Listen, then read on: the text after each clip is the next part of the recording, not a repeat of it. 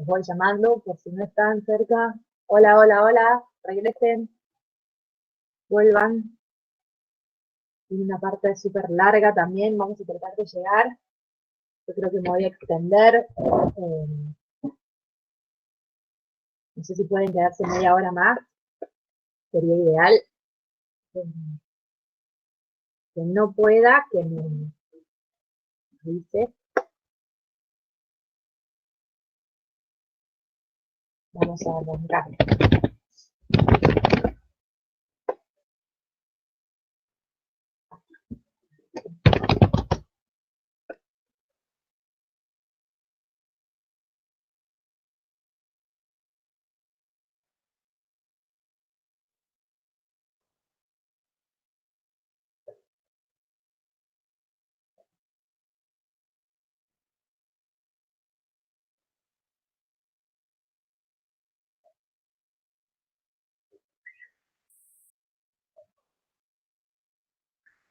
Un segundo, voy a hacer una lección técnica.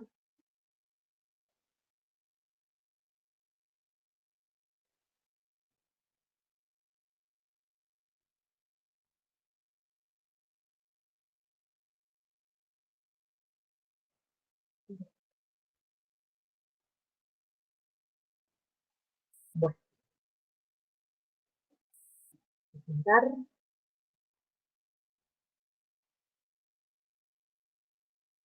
grabar.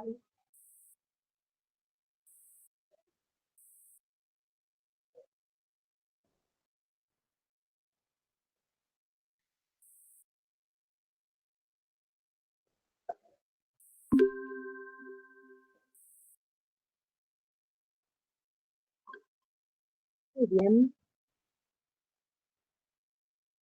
Retomamos entonces la segunda parte de la clase donde vamos a ver la diferenciación magmática, ¿sí? Intentando responder por qué hay rocas ígneas de diferente composición, ¿no? ¿Por qué se me forman distintas rocas ígneas? ¿Qué procesos generan variaciones en la composición de los magmas primarios? ¿Qué es un magma primitivo? ¿Qué es un magma parental? ¿Qué es un magma evolucionado? ¿Qué procesos producen variaciones en la composición de los magmas luego de su formación? Ah, esperen, un segundo. ¿Y qué herramientas tenemos para inferir la acción de distintos procesos de diferentes temas magmáticos? ¿Sí? Vamos a ver todos estos temas, estas preguntas las vamos a ir respondiendo en conjunto, ¿sí? Combinadas. Ahora bien, ¿cómo se forman diferentes magmas ígneos? ¿Sí? Magmas ígneos, rocas ígneas había puesto y me quedó magmas ígneos, ya se los voy a arreglar. Entonces, ¿cómo se forman diferentes magmas? O sea, ¿cómo se forman distintas rocas ígneas? ¿Sí? Entonces, se me forman porque tenemos distintos magmas primarios, porque ocurren cambios en el magma durante su ascenso, o hay una combinación de escenarios. Bien.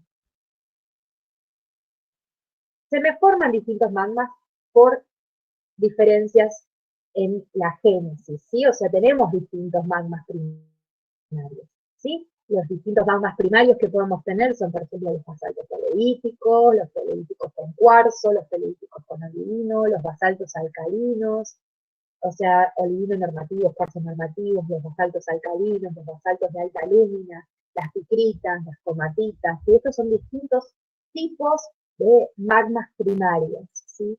¿Y cómo reconocemos a un magma primario? ¿Sí? En general, un magma basáltico primario va a tener un porcentaje de magnesio muy alto, ¿sí? Superior al 8%, un alto número de magnesio, siendo el número de magnesio la relación, ¿sí? Entre la composición molar de magnesio y de magnesio y hierro en estado ferroso, ¿sí? Tiene que ser superior a 68. Tiene que la presencia de cenolitos del manto, o sea, de fragmentos de rocas del manto en ese basalto, puede ser un indicio de que sea un magma primario. La presencia de fenocristales de olivino con mucho magnesio, o sea, fosferitas, mayor al 90%. que estos basaltos tengan mucho cromo, ¿sí? Más de 1000 partes por millón, y mucho níquel, más de 400 y 500 partes por millón, y que estén saturados en las fases minerales en equilibrio para las temperaturas y presiones de la fusión. ¿Sí? Nosotros sabemos que a determinadas condiciones de temperatura y de presión, un líquido va a tener una composición, ¿sí? De tales componentes. Y esos minerales, esos componentes, tienen que estar también saturados en mi basalto, ¿sí? Ahora, con uno único de estos indicios, de estas características, no definimos un magma primario, ¿sí? Tenemos que tener más de uno, ¿sí? Combinados, varios índices cumpliéndose. Ahora, ¿cómo se forman diferentes magmas primarios? ¿Sí? Vamos a tener diferencias por heterogeneidades en el manto, o sea, distintas rocas fuentes, ¿sí? O por la cantidad de tipos de fluidos que tengamos en la fuente, o porque fundimos una misma fuente pero en distintos grados, o sea, generamos fundidos en distintos porcentajes, o a diferentes presiones, ¿sí? El manto es heterogéneo, ¿sí? Nosotros, una de las formas que tenemos para referirnos a las heterogeneidades del manto es hablar de su fertilidad o de su infertilidad. Si hablamos de fertilidad, a la capacidad que tiene un magma de generar basaltos, ¿sí? De generar la capacidad que tiene una fuente del manto, perdón, una roca del manto, de generar magmas basálticos. Determinadas composiciones del manto no son fértiles y otras composiciones sí lo son, ¿sí? Y esto depende de su composición, ¿sí? Tenemos mantos fértiles, son mantos que son ricos en aluminio y calcio, tienen titanio, sodio, potasio altos, ¿sí?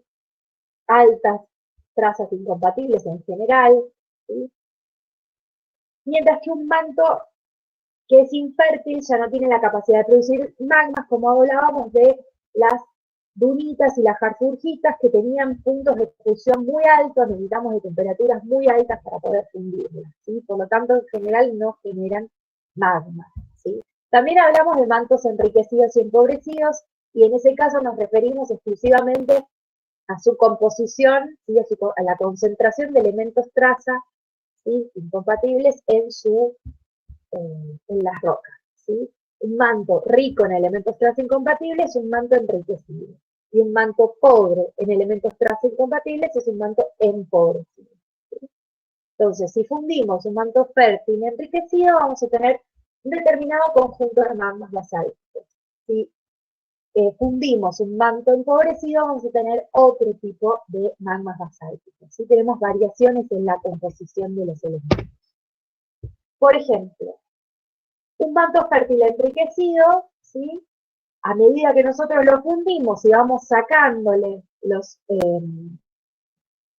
magmas basálticos, progresivamente se va a ir empobreciendo, ¿sí? Va a ir transformándose del manto fértil enriquecido en un manto fértil empobrecido. ¿Esto por qué? Porque los fundidos se llevan elementos, ¿sí? De la roca fuente, ¿sí? Y la composición de la roca fuente va cambiando. Entonces, por ejemplo, tenemos estos dos diagramas, ¿sí? Experimentales de presión versus temperatura, en la que graficamos los magmas basálticos generados a partir de un manto enriquecido y el otro, el al lado, a partir de un manto empobrecido. Como podemos ver, cambian, ¿sí? Las presiones y las temperaturas, pero sobre todo las presiones a las que, las presiones y las temperaturas, perdón, a las que son estables, se generan fundidos de las diferentes composiciones, ¿sí? Y a la vez, un resultado importante de esto es que los magmas basálticos alcalinos se forman exclusivamente por la fusión parcial de un manto enriquecido, ¿sí? Una lercerita enriquecida. Como vemos, este es el campo rosado, es el campo de fusión, donde ocurre la fusión y generación de magmas basálticos, ¿sí? En estas condiciones de fusión tenemos basaltos alcalinos y en la lersolita empobrecida no tenemos generación, bajo ninguna condición tenemos generación de magmas basálticos alcalinos, ¿sí?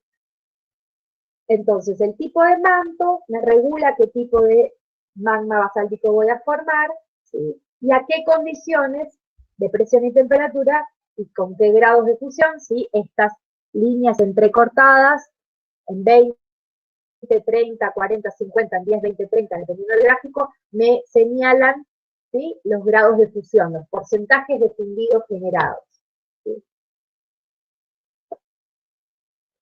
Entonces me señala en qué condiciones tenemos la generación de distintas composiciones de basaltos, ¿sí? La cantidad y tipo de fluidos también me condiciona, ¿sí? La composición del magma que voy a generar, ¿sí?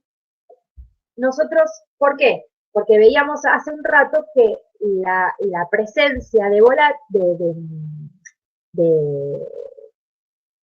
de fluidos, ¿sí? Y su composición me mueven, ¿sí? El punto eutectico, ¿sí? Que llamamos M aquí. Y entonces tenemos en M, tenemos el punto eutectico de una roca anhidra, de una fuente de manto anhidra, y en MCO2 tenemos el punto eutectico movido, ¿sí? Desplazado por la presencia de dióxido de carbono. Y en MH2O tenemos el punto eutectico desplazado por la presencia de agua. Como podemos ver, el primer fundido que se me forma, ¿sí? En el punto eutectico, cuando tenemos dióxido de carbono presente, se me mueve, ¿sí? La composición hacia una composición más alcalina, ¿sí? Mientras que si tengo agua en la composición, el punto eutectico, la composición del eutectico se me desplaza hacia una composición más rica en cuarzo, ¿sí? Más saturada en cuarzo. Otra forma de cambiar la composición del magma primario es que la fusión parcial ocurra a diferentes presiones, ¿sí? La presión también me modifica la posición del eutectico, del punto eutectico ternario, y por lo tanto me modifica la composición del primer fundido que se me forma. Mientras tenemos, ¿sí? Por ejemplo, M0 está a 1 atmósfera, M1 está a 1 gigapascal, M2 a 2 gigapascales y M3 a 3 gigapascales. Y aumento la presión desde M0 a M3. Y como podemos ver, cuando la fusión parcial ocurre a mayores presiones, ¿sí? La composición del eutectico de mi primer fundido tiende a ser cada vez más alcalina. ¿Sí?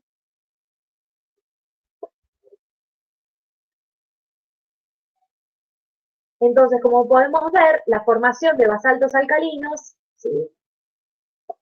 Está favorecida por la fusión a altas presiones, ¿sí?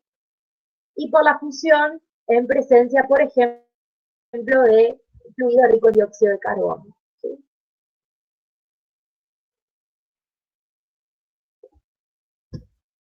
Recuerden que fusión a altas presiones es fusión a mayor profundidad, ¿sí?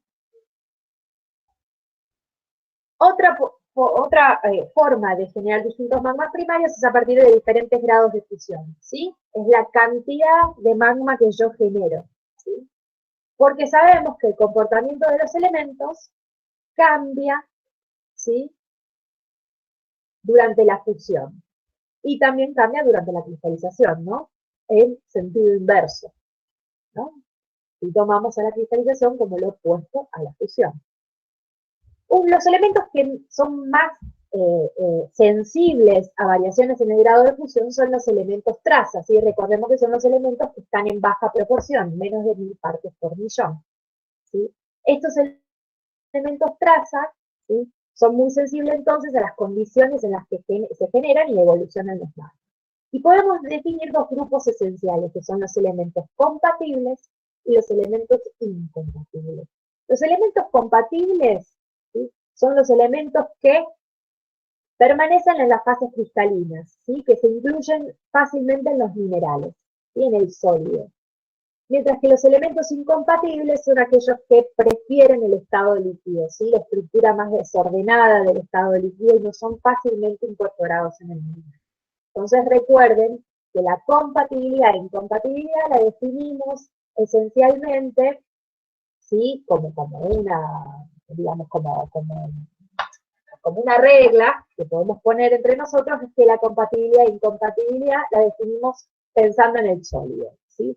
Compatibles en la fase sólida, incompatibles en una fase sólida. Es lo opuesto al líquido. Un elemento compatible con la fase sólida va a ser incompatible con el líquido y un elemento incompatible con la fase sólida va a ser compatible con el líquido, ¿sí? Entonces lo que definimos es el coeficiente de partición D, que divide, es la división, el cociente entre la concentración de un elemento traza en el mineral, en la fase sólida, y la concentración del elemento en la fase líquida, ¿sí? Elementos que son compatibles están más concentrados en el mineral que en el líquido, y por lo tanto D es superior a 1. Elementos incompatibles están más enriquecidos en el líquido que en el mineral, ¿sí? O sea, es mayor el divisor, ¿sí? Y por lo tanto, o sea, la parte inferior de la división, y por lo tanto el coeficiente D va a ser menor a 1. ¿Sí? Entonces, esta compatibilidad e incompatibilidad, el comportamiento de los elementos traza, ojo, que van a estar regulados por la composición del fundido, la temperatura, ¿sí? El estado de oxidación del magma, la presión, ¿sí? En general en el manto los elementos incompatibles, ¿sí? Los que se van rápido en el fundido porque no son fácilmente aceptados por los minerales del manto, que son el olivino, los piroxenos, ¿sí? Las fases aluminosas, son el potasio, el rubidio, bueno, y toda esa lista, ¿sí? Cesio, bario, tantalio, niobio, uranio, torio, itrio, hafnio, circonio, y las tierras raras, ¿sí? Mientras que los elementos que sí son compatibles con los minerales del manto, o sea, que entran fácilmente en el olivino y en los piroxenos, en las fases aluminosas, son el níquel, el cromo, sobre todo en el olivino y en los piroxenos, perdón, son el níquel, el cromo, el cobalto, el vanadio y el estaño, ¿sí? Entonces, mis primeros fundidos van a ser ricos en esos elementos incompatibles, ¿sí? Porque rápidamente estos elementos vuelan hacia la fase líquida porque la prefieren, ¿sí? Mientras que esos líquidos van a estar no van a ser tan ricos en níquel, cromo, cobalto, vanadio. Bien. Entonces esto lo vemos aquí, ¿sí? Con distintos grados de fusión tenemos distintas variaciones, ¿sí? Distintas concentraciones de elementos en el líquido y en el sólido, ¿sí? Acá podemos ver que con bajos grados de fusión, si en el eje X tenemos los grados de fusión, ¿sí? Con bajos grados de fusión, ¿sí? Cercanos a cero, la concentración de mis elementos traza en el líquido, ¿sí? Cl, va a ser superior, muy superior a la cristalización de mis elementos traza incompatibles en el sólido, ¿sí? A medida que progresa la fusión, o sea que el grado de fusión aumenta, ¿sí? Hacia 1, que es totalmente, tenemos todo líquido, ¿sí? Hasta que el líquido ya va a terminar teniendo la composición de la roca original, que fundí. A medida que aumenta esta diferencia, ¿sí? Este enriquecimiento en elementos incompatibles va disminuyendo, ¿sí? Porque yo voy incorporando otros elementos. A medida que avanza la fusión, yo ya voy incorporando, ¿sí? Los elementos compatibles que originalmente me quedaron en la fuente y que yo progresivamente los voy a ir incorporando. Entonces me diluyen los elementos incompatibles, ¿sí?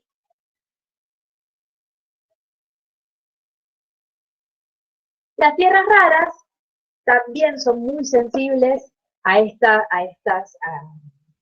los diferentes grados de fusión, ¿sí? Estas tierras raras que en la tabla periódica podemos ver, ¿sí? Lantano hasta el lutecio, esta parte inferior, ¿sí? Siendo el itrio un elemento que también tiene un comportamiento semejante, ¿sí? Tienen en general valencia más 3, algo el europeo que también puede tener valencia más 2, tiene un radio iónico que disminuye con el peso atómico, ¿sí? O sea que del lantano hasta el lutecio, el radio iónico disminuye, ¿sí? El lantano es más gordito que el lutecio, ¿sí? Y el grado de incompatibilidad baja del lantano al lutecio. El lantano es más incompatible que el lutecio, Porque las tierras raras pesadas, desde el olmio hasta el lutecio, ¿sí? Son más compatibles con minerales que sí están en el manto, como el granate, ¿sí? Y los piroxenos, el pinopiroxeno. Entonces estos elementos, en los primeros grados de fusión, los grados de fusión más bajitos, ¿sí? Vamos a tener un enriquecimiento mucho más alto en las tierras raras livianas, ¿sí? Del lantano, ¿sí? Samario, respecto de las pesadas que todavía prefieren las fases del manto, ¿sí? Esto es lo que vemos en este gráfico, ¿sí? Bajos grados de fusión, como F igual a 0,1%, tenemos un enriquecimiento muy alto en las tierras raras livianas respecto de las pesadas. A medida que aumento el porcentaje de fusión, esta diferencia va disminuyendo, ¿sí? Esto sobre todo si yo tengo granate en la fuente, que es el mineral que incorpora las tierras raras pesadas, ¿sí? Que son estas del final, hacia el lutecio, que como pueden ver, van, o sea, quedan, si bien se van, algunas obviamente hacia el fundido, ¿sí? No tenemos la concentración original, sino que tenemos un poco de fundido, no lo prefieren, ¿sí? Sino que se quedan en la fuente, sobre todo en el mineral. Bien. Entonces, por último, podemos ver en este diagrama que ya habíamos presentado de la fusión parcial de una lersolita enriquecida, o sea, de un manto enriquecido, que si yo varío la presión, tengo la generación de distintos magmas primarios, ¿sí? Bajas presiones, tenemos toleitas con cuarzo, voy aumentando la presión, tengo toleitas, aumenta la presión, tengo olivinas, toleitas olivínicas, aumento la presión, tengo picritas, ¿sí? Si yo además varío el grado de fusión, que está marcado con las líneas rectas entrecortadas, ¿sí? De menores fusiones, tenemos a altas presiones la formación de magmas basálticos alcalinos. Si yo aumento el grado de fusión, me voy hacia, dependiendo de la presión, me voy hacia picritas o hacia toleitas olivínicas, ¿sí? Para formar magmas comatíticos, podemos ver que lo que necesitamos no es tanto, no lo tenemos tanto regulado por la presión, ¿sí? La formación de magmas comatíticos, pero sí muy altos grados de fusión parcial, mayores a 50-40%, ¿sí? Podemos ver, y además muy altas temperaturas, ¿sí?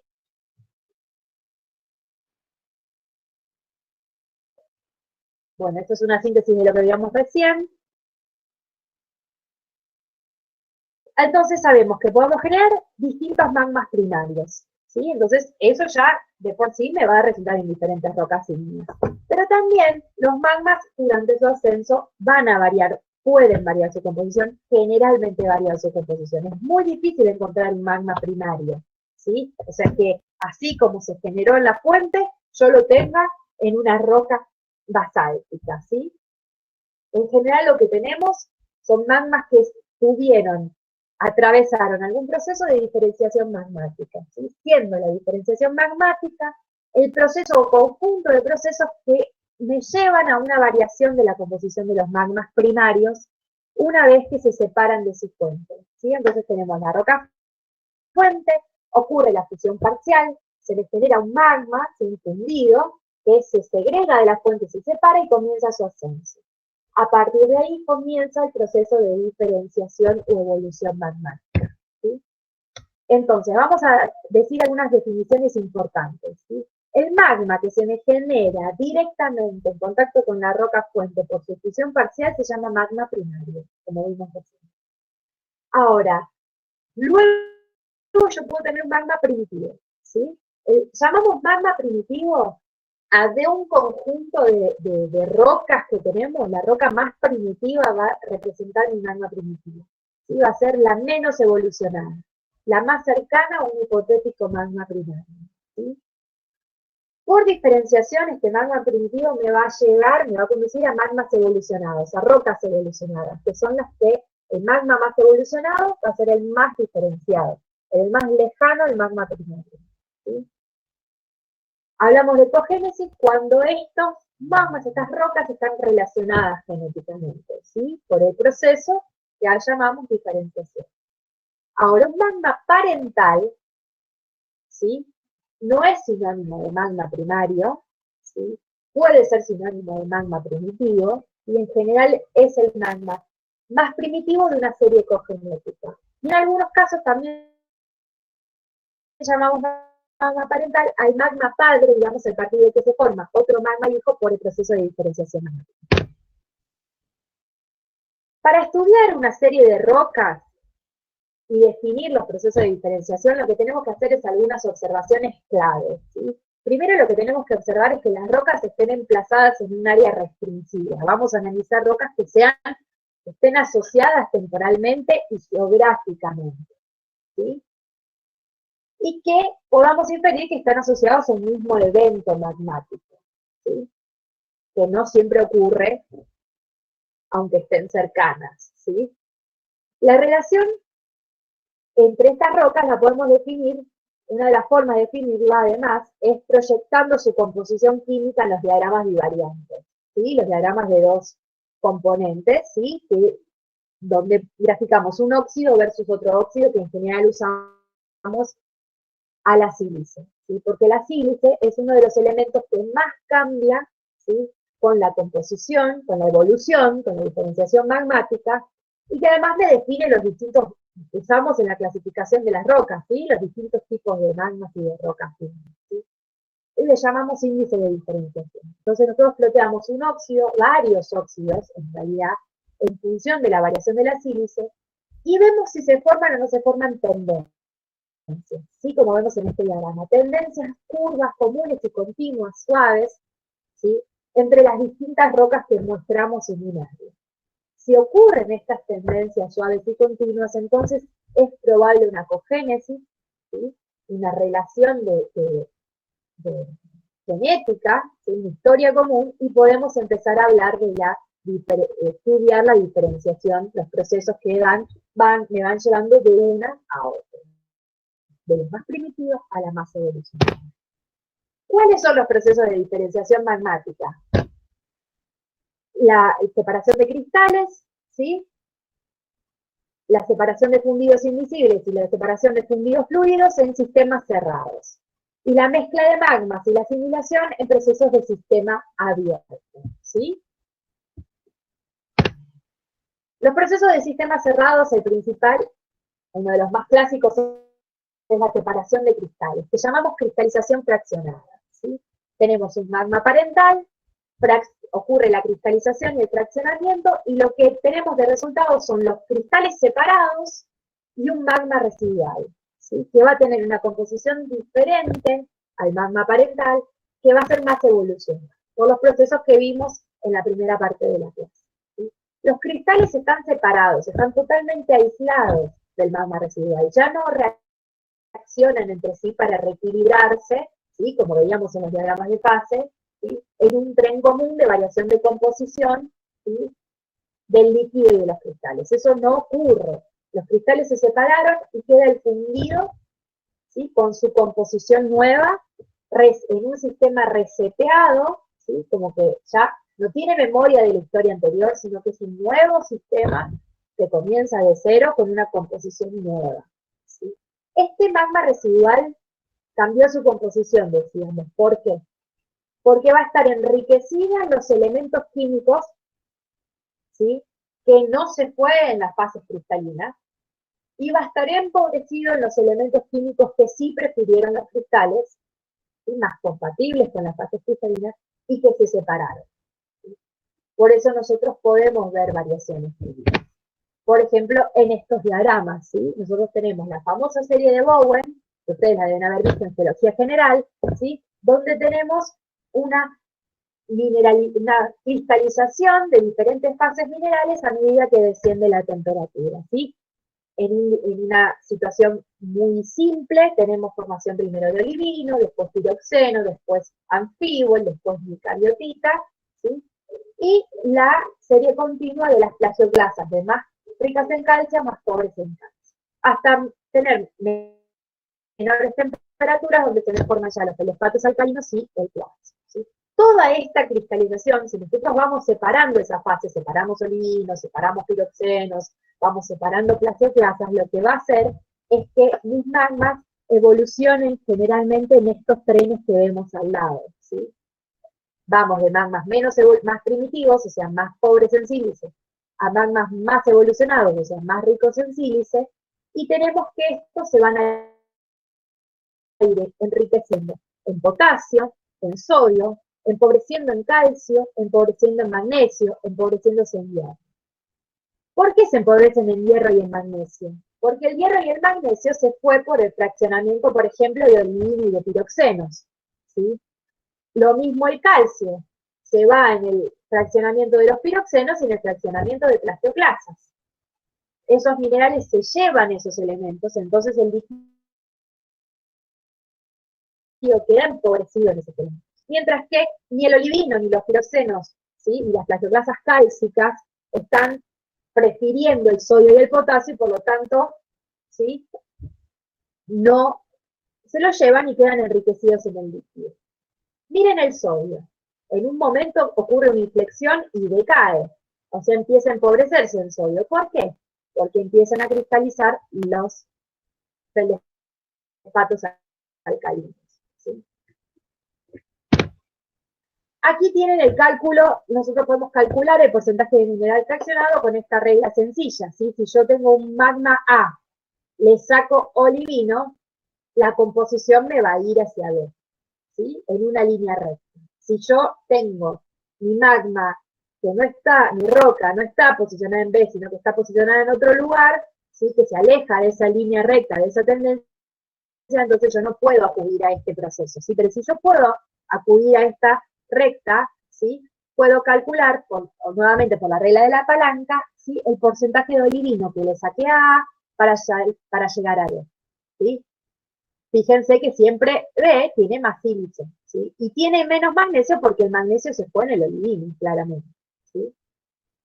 Acá al lado tienen un diagrama para una cuestión más hipotética, digamos, con cualquier mineral, ¿sí?, y los casos en los que tenemos el fraccionamiento de más de un cristal, de más de un mineral, como en este caso el olivino piroxeno, y cuando tenemos el fraccionamiento de una solución sólida, ¿sí?, donde la tendencia ya no es recta, sino ya es más curva, ¿sí?, porque lo que no solo me va variando la composición del fundido, sino del mineral que me cristaliza con ese fundido, ¿sí?, en la solución sólida. Podemos entonces modelar el proceso de cristalización fraccionada a partir del ploteo de la composición química de mis rocas, ¿sí? Si yo tengo tendencias como las que vemos aquí, ¿sí?, si graficamos aluminio silicio, titanio silicio, magnesio sílice y fósforo sílice, perdón, no silicio, sino sílice, podemos ver estas tendencias e inferir que mi serie de roca, ¿sí?, en mi serie de rocas hubo fraccionamiento de plagioclasa, o de olivino piroxeno, de magnetita o de apatita. Y estos quiebres implican el inicio del fraccionamiento, ¿sí? Bueno, hay que tener presente que no siempre, muchas veces nos seguimos por los minerales que tenemos presentes en la roca. Si tenemos plagioclasas, si tenemos piroxenos, vamos a inferir que, bueno, algo se tiene que haber fraccionado. Es fácil, ¿sí?, hacer un análisis así. Si vemos las tendencias en los diagramas Harker, o sea, estos diagramas bivariantes, y también vemos esa mineralogía en nuestro corte delgado de nuestra roca. Pero muchas veces vemos tendencias de fraccionamiento, ¿sí?, en estos diagramas, y vemos evidencias de que hubo fraccionamiento de fases que no están presentes en nuestra asociación mineral, ¿sí? A veces pasa eso con el anfíbol, que se me formó anfíbol, se me fraccionó anfíbol, ya me produjo cambios en el magma, el fraccionamiento del anfíbol, pero cuando yo veo mi roca, no me quedó ningún remanente del anfíbol, porque el anfíbol a bajas presiones es inestable, ¿sí?, y reacciona, se me consume, ¿sí?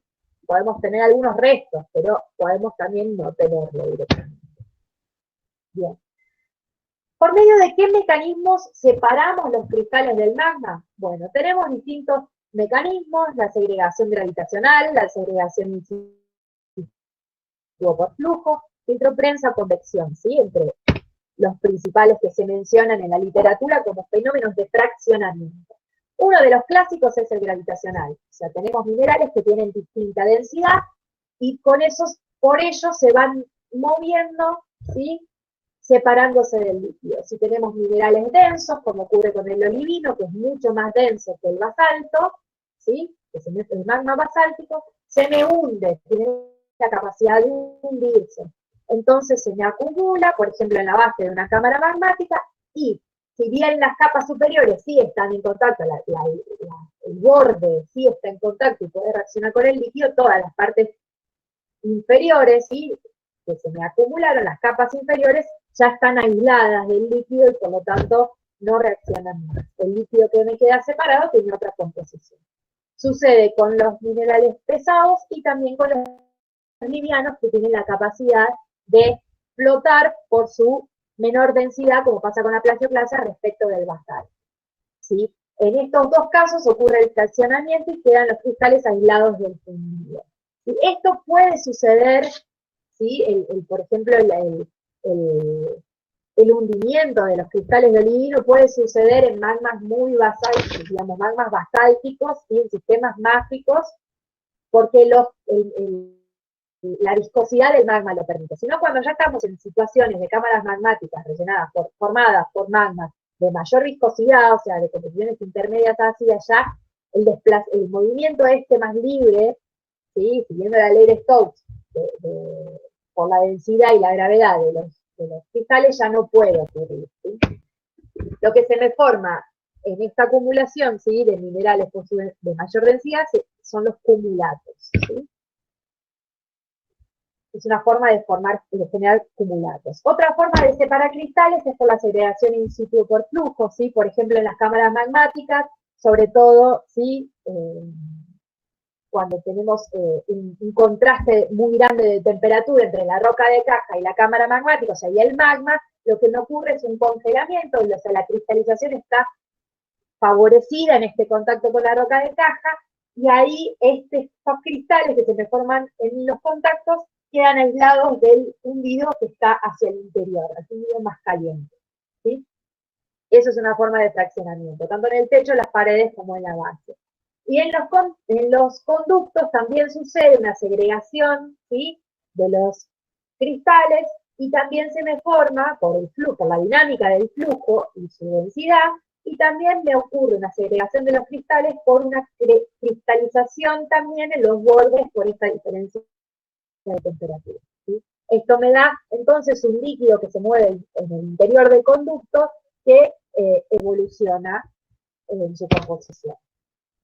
Otro proceso es el filtro prensa, ¿sí?, donde tenemos la acumulación de cristales, una acumulación importante de cristales, y la presión que generan esos cristales hace que el fundido intersticial escape, ¿sí?, hacia zonas de menor presión. Ese fundido residual va a tener una composición evolucionada, ¿sí?, y ya no va a estar en contacto con los cristales que formó. Y esto puede ocurrir, entonces, como decíamos, en cumulatos, puede ocurrir en el techo de una colada de lava, una superior de una cámara magmática, o en el relleno de fracturas. ¿Por qué? Porque también la fitoprensa, este proceso de separación del líquido, puede verse no solo por esta acumulación progresiva de cristales, una mayor presión por compactación, sino también, ¿sí?, porque, por ejemplo, el magma tenga gases, ¿sí?, y estos gases generan una presión, ¿sí?, muy, muy fuerte, ¿sí?, y abre fracturas en la roca de caja. Entonces este líquido tiene la capacidad de desplazarse por estas zonas nuevas generadas de menor presión y aislarse del sistema en el que estaba previamente. Otra forma de separar cristales es por la convección, ¿sí? No solo separar cristales, no separar el líquido, no quiero que quede claro esto, es separo los cristales o separo el líquido, separo todo el sistema, lo aíslo una cosa de la otra, ¿sí? Entonces, en la convección, el líquido residual se mueve por las diferencias de densidad, ¿sí? Se separa de los cristales porque el líquido residual tiene menor densidad, ¿sí?, que antes, entonces se puede mover de donde estaba cristalizando hacia zonas, por ejemplo, superiores de la cámara magmática, ¿sí? Por flotabilidad. En general, todos estos procesos, ¿sí? De separación del cristal del líquido, ¿sí? Ocurren en general combinados. Entonces tenemos cristalización en los bordes de la cámara magmática, podemos tener convección también en este sistema, y la acumulación de algunos cristales por su mayor densidad y el proceso de filtro-prensa, ¿sí? Por este efecto de compactación. Otro proceso de diferenciación en sistemas cerrados es la separación de fundidos invisibles. Fundidos invisibles son los fundidos que no pueden mezclarse entre sí, como ocurre con el agua y el aceite. Por ejemplo, vemos en este diagrama de fases, ¿sí? Tenemos fosferita en statita sílice, que ya vimos recién, que si partimos de un líquido de composición N y baja la temperatura, este líquido se divide en dos líquidos, uno de composición P y uno de composición O, ¿sí? Que lo bajamos con una isopleta y podemos ver que uno tiene composición 60% de sílice y otro es mucho más rico en sílice. Fundidos invisibles típicos son los silicáticos y los sulfurosos, los silicáticos y los carbonatíticos, y los toleíticos, que se pueden dividir en un líquido, como vemos acá, más rico en sílice y otro más rico en hierro. ¿Sí?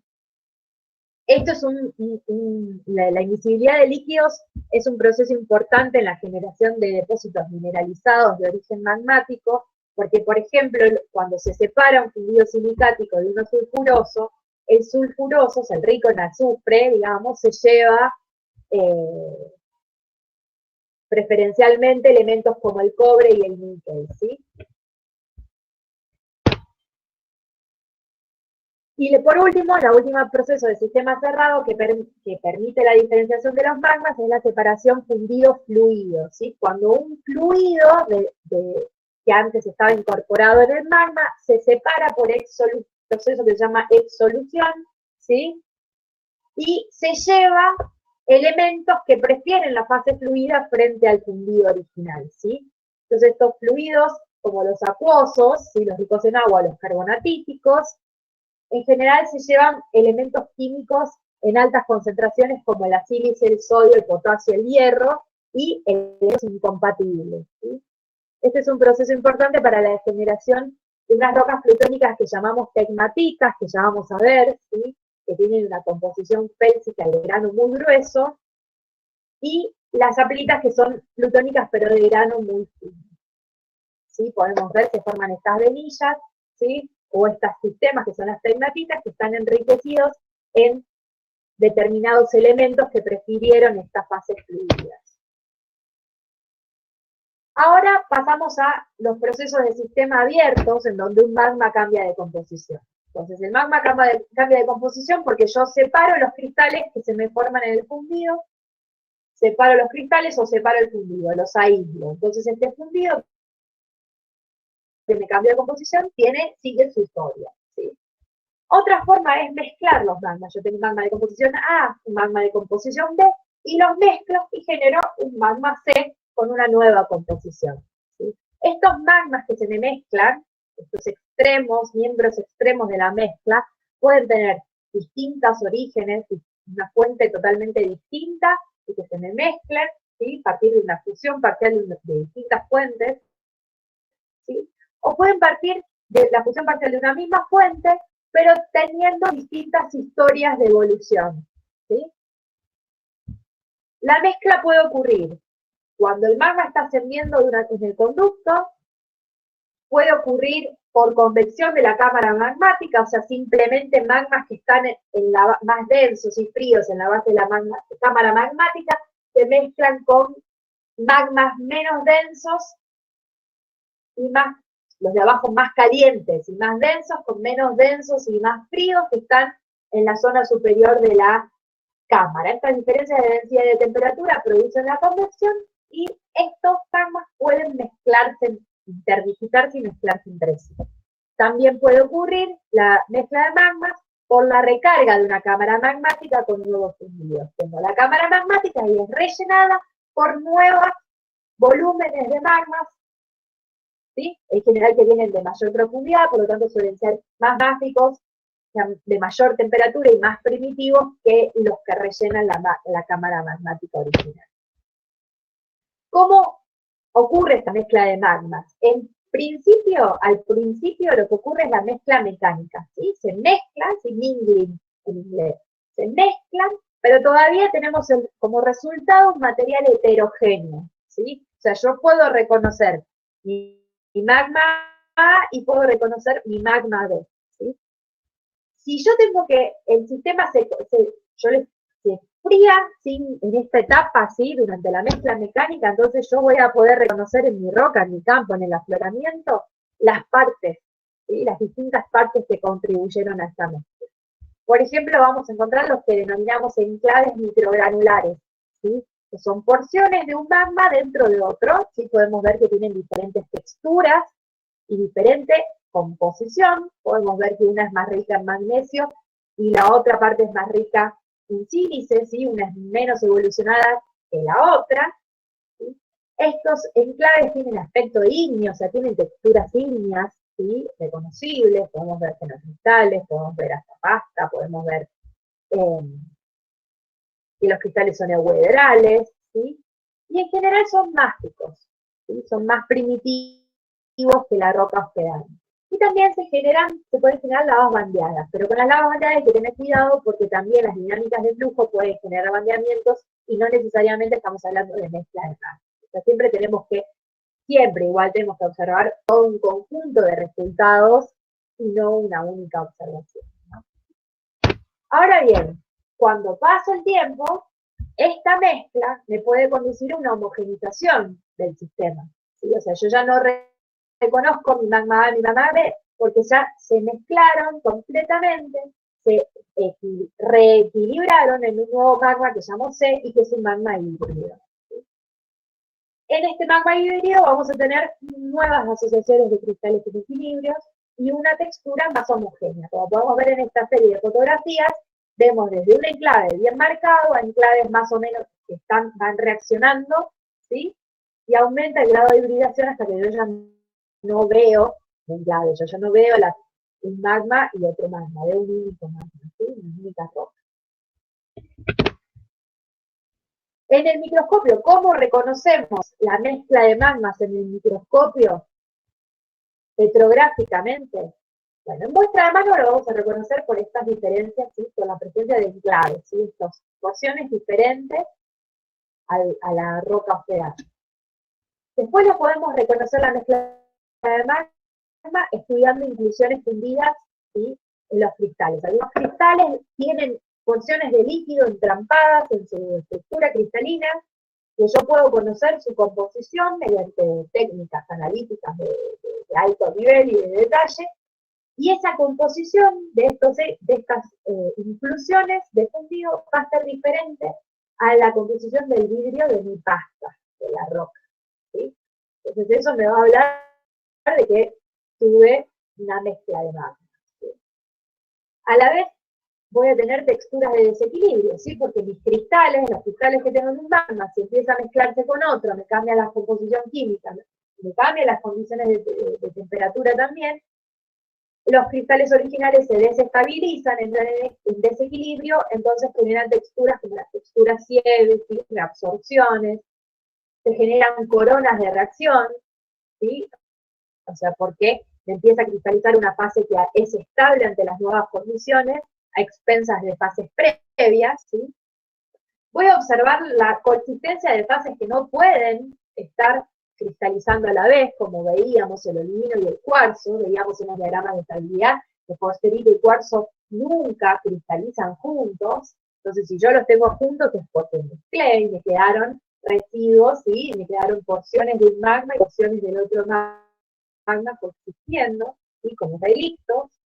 Y por último las zonaciones, que son claves, ¿sí? Veíamos que los minerales que tienen soluciones sólidas, la estabilidad, ¿sí? De las distintas composiciones de la solución sólida depende de la temperatura y de la composición del sistema, ¿sí? Entonces, si yo tengo una plagioclasa, sabemos que si estamos a alta temperatura y con mayor cantidad de calcio disponible, magmas magmáticos es estable una plagioclasa más anortítica. Si tenemos menores temperaturas, es más estable una plagioclasa albítica.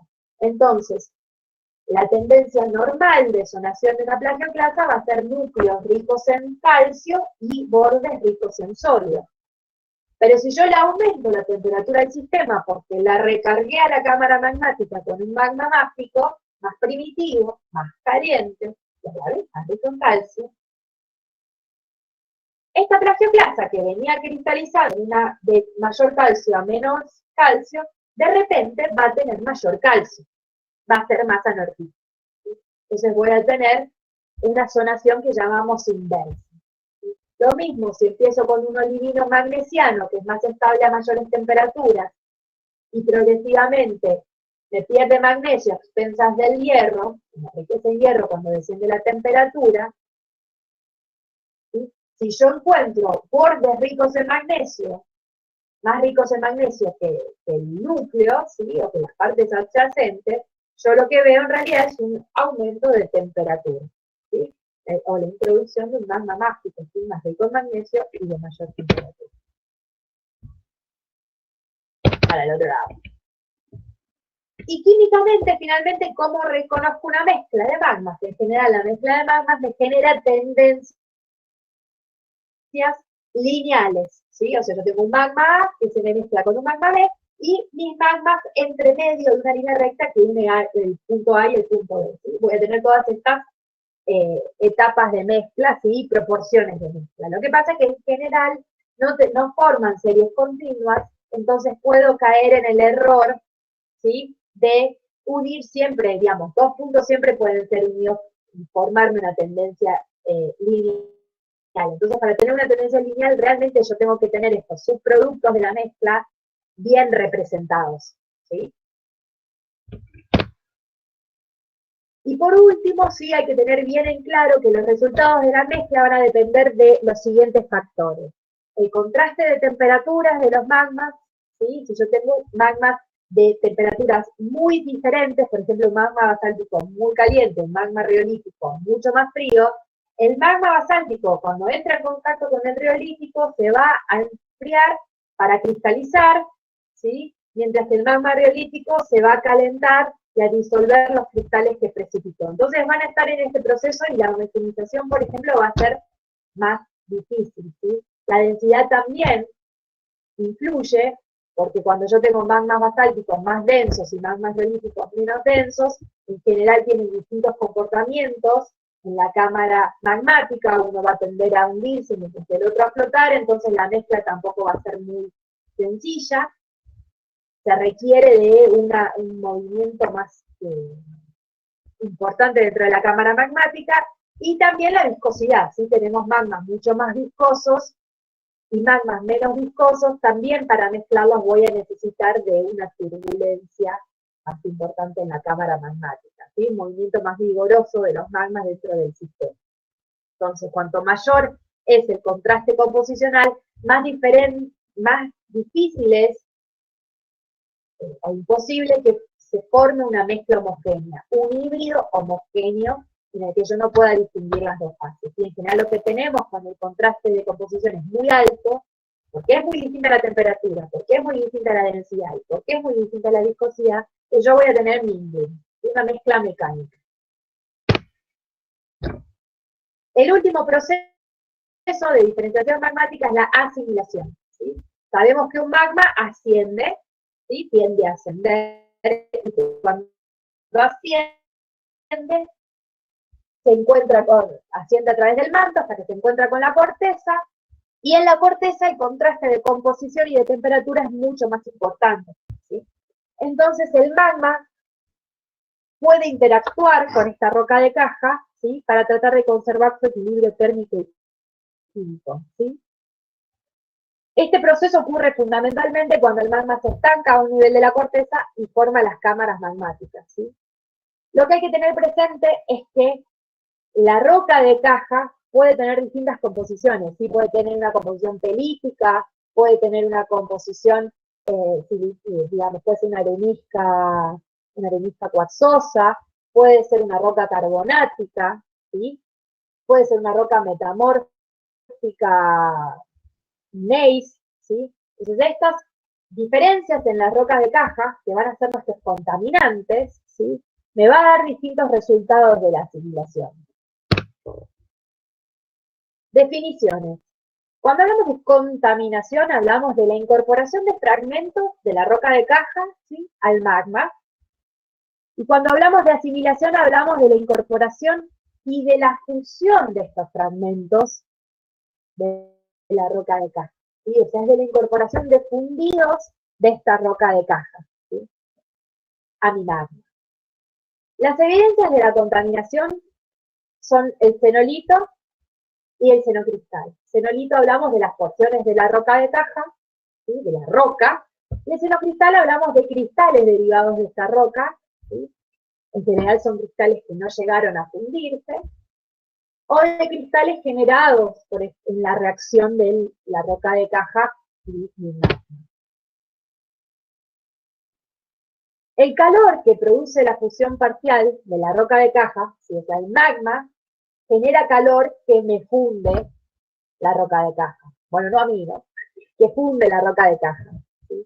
Este calor proviene esencialmente de la cristalización del magma, ¿sí? Habíamos visto que existe el llamado calor latente de cristalización. Cuando un magma cristaliza, genera este calor, y este calor es el que alimenta al proceso de asimilación, ¿sí? La elevación de la temperatura suficiente para asimilar la roca de caja. Por eso es que en general cuando un magma asimila, también está cristalizando, ¿sí? La capacidad del magma de asimilar la roca de caja va a depender mucho de la temperatura a la que esté esta roca de caja, además de la temperatura de fusión de la litología que forma mi roca de caja, ¿sí? Si mi temperatura, la diferencia de temperaturas entre la roca de caja y el magma no es muy grande, va a ser más fácil asimilarla. Si la temperatura de fusión de la roca de caja tampoco es muy alta, también va a ser más fácil, frente a otras que por ahí tienen una temperatura de fusión más alta, ¿sí? Podemos ver en este diagrama, por ejemplo, eso, ¿sí? Tenemos distintas capas en esta roca de caja y se me preserva un xenolito que tiene un punto de fusión más alto que no puede ser fundido, mientras que, por ejemplo, que parece más pelítica, por ejemplo, ¿no?, esta parte más así con rayitas, sí se me pudo fundir, ¿sí?, porque tiene una temperatura de fusión más baja. La composición química del magma en general tiende entonces a la asimilación a hacerse más rica en sílice, en potasio, en sodio, y se enriquece en agua también. Generalmente igual la asimilación, el proceso de incorporación y fusión de rocas de caja, se lee en la composición isotópica, ¿sí? Esencialmente los isótopos de estroncio. El comportamiento de los isótopos de estroncio y los valores de los isótopos de estroncio son los que me informan, me avisan que hubo asimilación, ¿sí? Es interesante que tengan presente que la asimilación es finalmente un proceso de mezcla, ¿sí?, entre un fundido generado por la fusión de la roca de caja y el magma original, ¿sí? Entonces, para terminar la clase, ¿cómo se forman diferentes magmas ígneos? Tenemos diferentes magmas primarios, tenemos tenemos la cristalización fraccionada, tenemos la mezcla de magmas y la fusión. Y en la realidad lo que tenemos es no uno, ni otro por separado,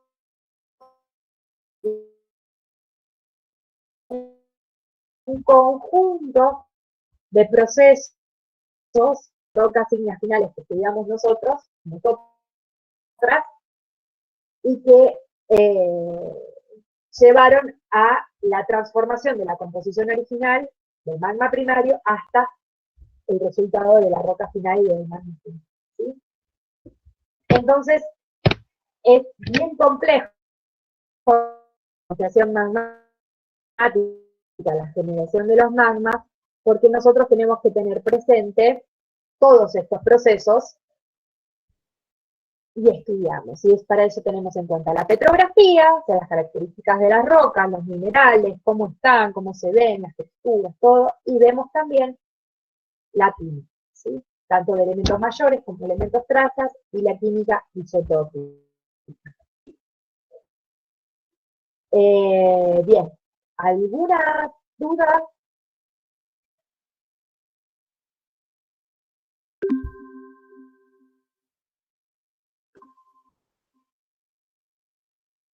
¿Alguien que quiera preguntar algo, aunque esté en el chat?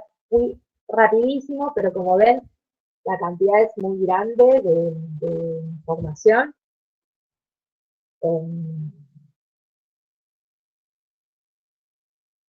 Lo importante que yo quiero que les quede como súper claro es que la cristalización sola no alcanza para cambiar la composición de un magma, ¿sí? Yo necesito sacar y separar al fundido de los cristales, porque si no, yo termino con el mismo sistema, la composición del mismo sistema, solo que me cambió de fase. ¿Sí? Es como yo tengo agua, la congelo, la composición es la misma, ¿sí? Solo que una estaba en estado líquido y la otra está en estado sólido. Entonces, la cristalización sola solo es un cambio de estado.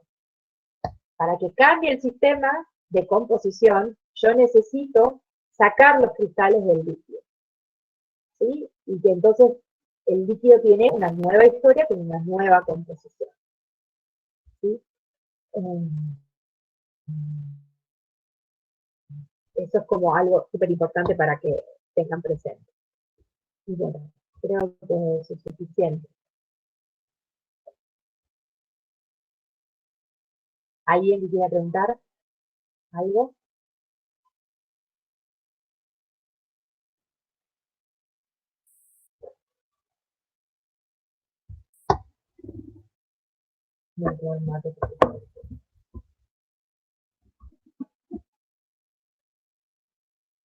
No sé, alguno de los chicos que recursan, que algo habían visto de esto, algunos ya habían visto esto, por ahí tienen más claro en las preguntas a hacer. Por ahí para los que lo están viendo por primera vez es como todo es una bomba, pero para los que ya están recursando, quizá les resulta algún comentario. Bomba es poco, sí, lo sé, es mucho. Por eso yo los invito, pero en serio, yo sé que soy medio pesada, pero en serio los invito a releer las diapositivas, a escribir las dudas. No hay duda tonta, no hay duda tonta. Todas las dudas son bienvenidas y son necesarias para el que las plantee y para el resto, porque a veces la duda de uno termina siendo la duda de otro y que no se había dado cuenta que tenía esa duda. Eso pasa siempre. Entonces, me parece re importante que ustedes vayan tratando de llevar la materia al día, leyéndola, para poder, digamos, generar estas dudas y poder aclararlas bastante antes del parcial. Y de paso también para que se vayan aclarando las cosas a medida que van incorporando conceptos nuevos, porque si no, las dudas también van creciendo como una bomba y estalla después, ¿no? Justo antes del parcial o antes del final, en algunos casos, y ya es muy difícil. El parcial más o menos va a ser en el 12 de mayo, ¿sí? Entre el 12 y 19 de mayo, ¿sí?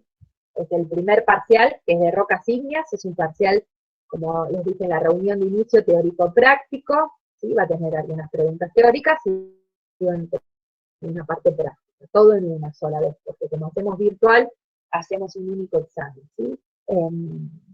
Así que tienen tiempo, pero no tanto, porque ahora la próxima clase vemos ascenso de los magmas, emplazamiento de las magmas, todo lo que tiene que ver con el mundo plutónico. Después vemos todo lo que tiene que ver con el mundo volcánico. Y también son un mundo de conceptos, ¿sí? Bueno, Nico, ¿no tenés ninguna duda? ¿Ves que preguntas siempre? No, profe, le perdí un poco el hilo al final, pero ya la voy a volver a ver a la clase y todo eso. Bueno, releelo y preguntas en la clase próxima, ¿sí? Lo único que yo quizá me hace como, se me Sí. hace un poco difícil el tema de los nombres. O sea, todo tiene un nombre distinto y Y por ahí no cambia mucho. Total, total. Lo que pasa que sí cambia. A ver, ¿vos te referís a los procesos de diferenciación? Sí, sí, sí. Bueno, son esencialmente lo que tenés que pensar que son tres. La cristalización fraccionada, la mezcla de magmas y la asimilación de roca de caja. ¿Sí? Entonces, la cristalización fraccionada es la separación de los cristales que se van formando de la fase fundida, ¿sí? Del líquido. Sencillo. Cristalización fraccionada. Fraccionamiento cristalino. ¿Sí? Fraccionamiento, separación. Saco cristales, saco fundidos.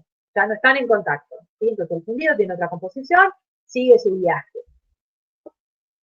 La mezcla de magmas involucra la, eh, la interacción entre dos sistemas magmáticos, sistemas ígneos, ¿sí? O sea, magmas que se me generaron por la fusión parcial de una roca fuente, o sea, del manto, que ascendieron, que en general tienen distintas historias durante su ascenso, ¿sí? Y que se cruzan e interactúan.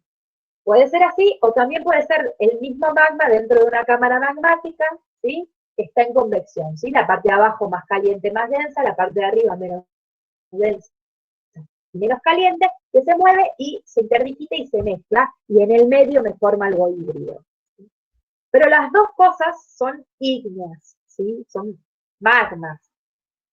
En el caso de la asimilación, si bien la podemos entender como una mezcla, tenemos dos componentes bien distintos. Una es el magma original y otra es la roca de caja. Yo tengo la cámara magmática con magma, ¿sí? Que tiene la capacidad de incorporar, ¿sí? De ir comiendo la roca de caja y de ir incorporando, ¿sí? Fragmentos de esta roca que tiene una composición que generalmente no es ígnea, sino que es metamórfica o sedimentaria o metasedimentaria, digamos, ¿sí? Y que la funde, por su mayor temperatura, funde estos fragmentos de la roca de caja y los incorpora. ¿Sí? Entonces, a veces los resultados no son tan fáciles de ver, pero en general las composiciones me varían en distintas formas, ¿sí? Además yo tengo estas evidencias, ¿sí? En la mezcla de magmas tenía los enclaves, que yo los veo y tienen un aspecto ígneo, de una roca ígnea, y en el caso de la asimilación tengo los cenolitos, que tienen un aspecto de una roca metamórfica o de una roca sedimentaria. Como yo les mostraba en la foto, teníamos un cenolito así, de una pelita, de la formación puncoviscana adentro de una roca que es de un magma andesítico. ¿Sí? Podemos tener gneisses. Entonces yo los veo y no son rocas ígneas.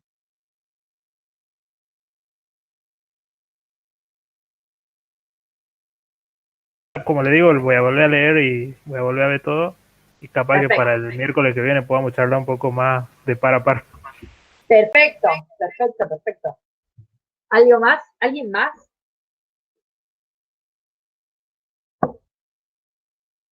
Bueno, lo último que les digo, a los 40 y pico que quedan, es que es importante que ustedes tengan presente que los procesos de mezcla de magmas y de asimilación de roca de caja son procesos que están muy favorecidos por la corteza continental, ¿sí? Por el desarrollo de una corteza continental, porque a medida que un magma asciende, tiene un ascenso mucho más tardado, más difícil a superficie, ¿sí?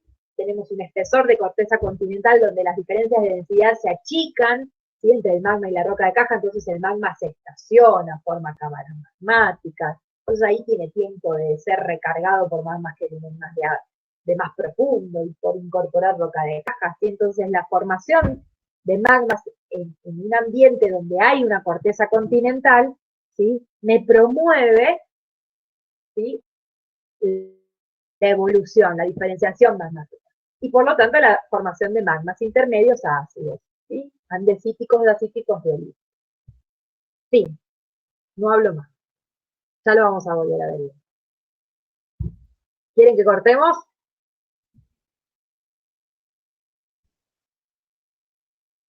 Me cuesta dejarlos, si ustedes no me dicen que los dejen. Díganme, váyase. Yo me voy, profe. Nos Muy vemos el miércoles. Si se va Nico, nos vamos todos. Bueno, nos vemos en la próxima clase, que anden muy bien, ya les cuelgo todo y sigan cuidándose mucho, por favor. Chau, chau. Hasta luego.